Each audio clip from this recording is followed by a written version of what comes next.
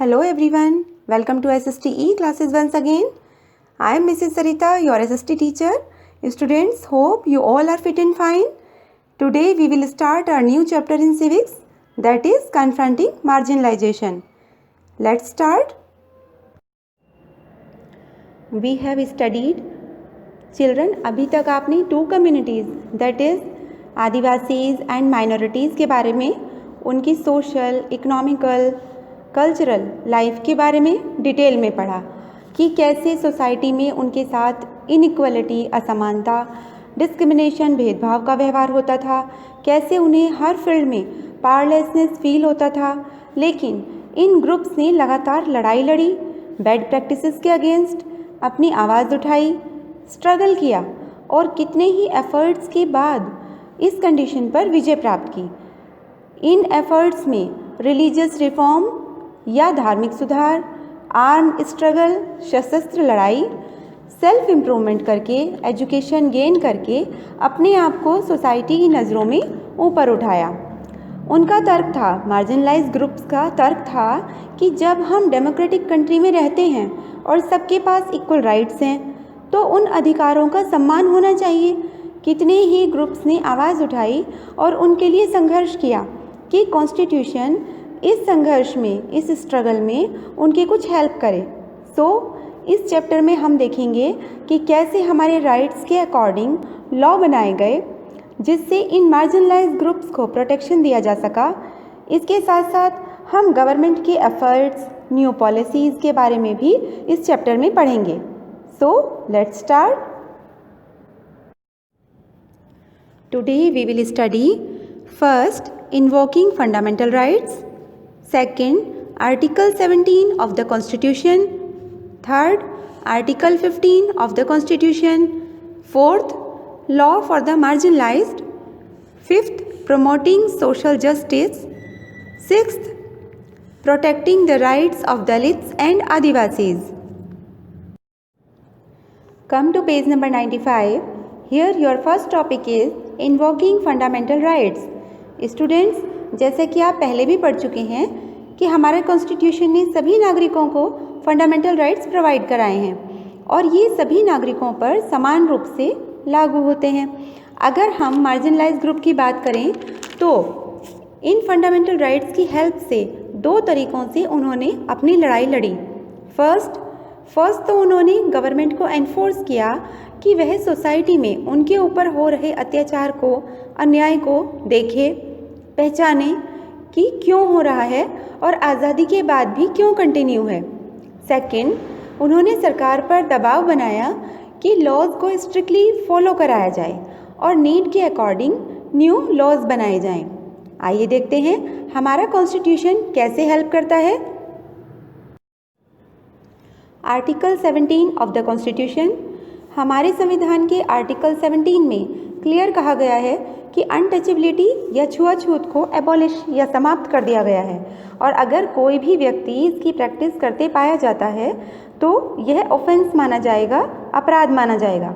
It means अब कोई भी फोर्सफुली दलित्स को एजुकेशन लेने से, मंदिर में जाने से, पब्लिक प्लेसेस में जाने से, पब्लिक फैसिलिटीज़ यूज़ करने से नहीं रोक सकता and that this practice will not be tolerated by the democratic government of India. Article 15 of the Constitution.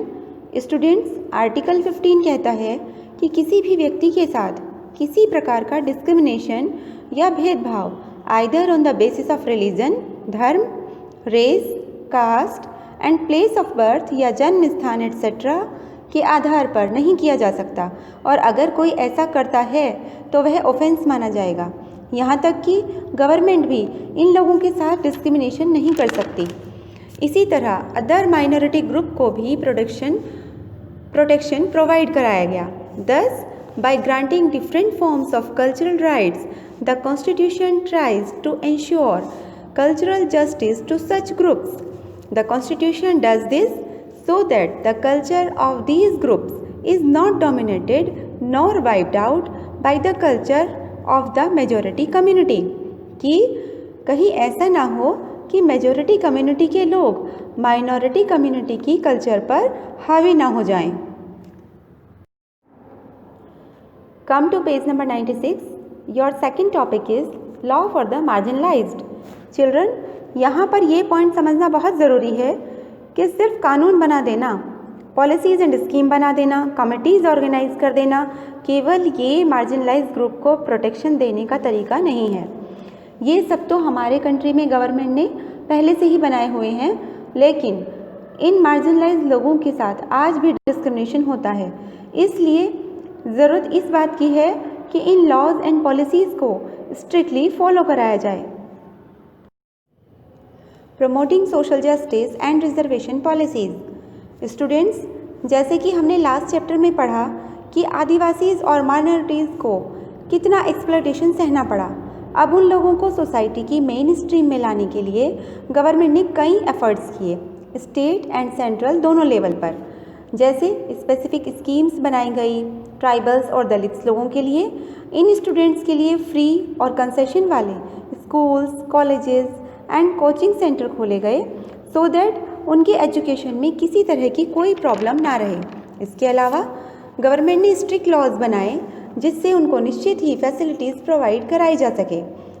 इसी तरह की एक पॉलिसी है रिजर्वेशन पॉलिसी। इन लोगों को समाज की मुख्य धारा से जोड़ने के लिए रिजर्वेशन आवश्यक था, जिससे ये लोग समाज से जुड़ सकें और कंधे से कंधा मिलाकर हमारे देश की प्रोग्रेस में पार्टिसिपेट कर सकें। इसलिए उनको एजुकेशन में, गवर्नमेंट जॉब्स में रिजर्वेशन दिलाया गया। अभी देखते हैं कि सोशल जस्टिस को बढ़ावा देने के लिए ये पॉलिसीज़ कैसे वर्क करती हैं। बच्चों, आपने देखा होगा कॉलेजेस में, प्रोफेशनल इंस्टीट्यूशंस, मेडिकल कॉलेजेस में cut off merit, it means list of marks लगाई जाती है, जिसमें योग्यता के आधार पर जो स्टूडेंट वेल परफॉर्म करेगा और उसी को इसका बेनिफिट मिलेगा। This clearly means that not all Dalits and tribal candidates can qualify for admission, but only those who have done reasonably well and secured marks above the cutoff point. Government also offer special scholarships for these students. Now come to page number 98. Your next topic is promoting the rights of Dalits and Adivasis. Students, जैसा कि हमने देखा कि हमारी government ने marginalise communities को discrimination and exploitation से safeguard करने के लिए स्पेसिफिक लॉज एंड पॉलिसीज़ बनाई।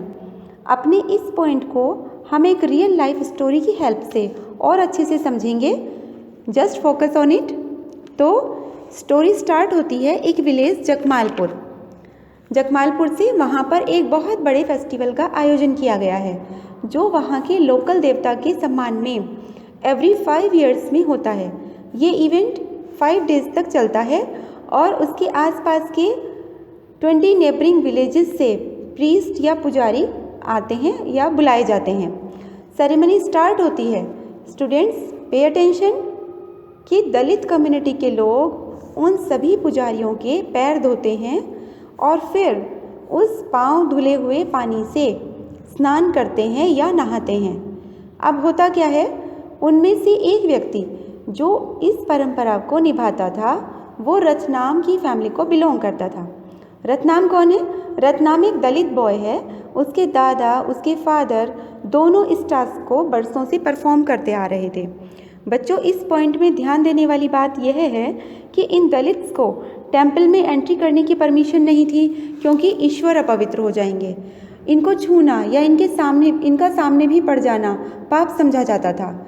और स्पेशल ओकेज़न पर यह रिचुअल ब्राह्मणों को विशेष सम्मान देने के लिए रखा गया था। इस बार रतनाम का टर्न था। रतनाम एक 20 ईयर्स ओल्ड बॉय है जो शहर में इंजीनियरिंग की पढ़ाई कर रहा है। वह इस रिचुअल या परंपरा को परफॉर्म करने से साफ मना कर देता है। वह कहता है कि उसे इस तरह की प्रैक्टिसेस में बिल्कुल विश्वास नहीं है। उसके इनकार करने से विलेज के अपर कास्ट के लोग एंग्री हो जाते हैं और उनका मानना है कि ज़्यादा पढ़ लिख जाने से यह दलित बॉय इतनी हिम्मत कर रहा है कि अपर कास्ट का कंपैरिजन लोअर कास्ट से कर रहा है। रतनाम के ऐसा करने से उसके अपने ही कास्ट के लोग डरे हुए हैं, क्योंकि रतनाम ने पावरफुल कास्ट के लोगों को नाराज़ कर दिया है। अब वो लोग सोचते हैं कि पता नहीं क्या होगा, अपर कास्ट के लोग उनके ऊपर क्या क्या अत्याचार करेंगे। वे सोचने लगते हैं कि दलित लोग उनके खेतों पर डेली वेजेस पर काम करते हैं, अगर अपर कास्ट के लोगों ने मिलकर उन्हें काम से निकाल दिया तो उनकी फैमिली का क्या होगा, उनकी अर्निंग का क्या होगा, वो कैसे सरवाइव करेंगे। यहाँ तक कि दलित लोग ये भी डिक्लेयर कर देते हैं कि सबको लोकल देवता का क्रोध झेलना पड़ेगा। रत्नाम तर्क देता है कि जब हम सब एक ही ईश्वर की संतान हैं और उसी ईश्वर के मंदिर में दलित को जाने की परमिशन नहीं है, ईश्वर ने कभी खुद कोई भेदभाव नहीं किया, तो ये लोग भेदभाव करने वाले कौन होते हैं। लेकिन इधर पावरफुल कास्ट अपना गुस्सा बर्दाश्त नहीं कर पा रहे हैं और रत्नाम और उसकी फैमिली को सबक सिखाने का डिसाइड कर लेते हैं। वे रत्नाम और उसकी फैमिली का बायकॉट या समाज से बहिष्कृत कर देते हैं और सबसे बोल दिया जाता है that no one should speak और do any work for them और विद देम। इतना ही नहीं, एक रात कुछ लोग उसकी झोपड़ी में आग लगा देते हैं। रत्नाम और उसकी माँ किसी तरह से बच निकलते हैं। उनका सारा सामान, सारा घर जल जाता है, जला दिया जाता है। तब रत्नाम लोकल पुलिस स्टेशन में केस फाइल कराने जाता है scheduled caste and scheduled tribes prevention of atrocities act 1989 के अकॉर्डिंग। लेकिन उसकी कास्ट के लोग अब भी उसके साथ आने से इनकार कर देते हैं। उनको लगता है कि जो हाल रत्नाम का हुआ वही हाल उन लोगों का भी किया जाएगा। लेकिन लोकल मीडिया इस केस को फुल कवरेज देती है और अपनी टीम के साथ गांव में ही पहुंच जाते हैं। रत्नाम और दलित पर काफ़ी कुछ लिखा जाता है, टीवी चैनल्स पर दिखाया जाता है। As a result the ritual was called off, यह प्रैक्टिस बंद करा दी जाती है। लेकिन रत्नाम और उसकी फैमिली को मजबूर होकर गांव से बाहर जाना पड़ता है, क्योंकि अपर कास्ट के लोग हमेशा उनका बायकॉट करते रहे और बहिष्कार करते रहे। लेकिन रत्नाम ने सोसाइटी के सामने एक उदाहरण रखा कि इंडिपेंडेंट इंडिया में हम सब एक समान हैं और कोई भी लॉ या कॉन्स्टिट्यूशन से ऊपर नहीं हो सकता। Here we should salute our constitution makers. So students, आज हमने फंडामेंटल राइट्स कैसे हेल्प करते हैं देखा। गवर्नमेंट की न्यू पॉलिसीज़ कैसे दलित एंड आदिवासीज़ को प्रोटेक्ट करती है ये पढ़ा। एक नए एक्ट 1989 प्रिवेंशन ऑफ एट्रोसिटीज़ के बारे में जाना। इसी एक्ट को डिटेल में हम सेकंड पार्ट में पढ़ेंगे। Till then stay with us, keep learning. Thank you.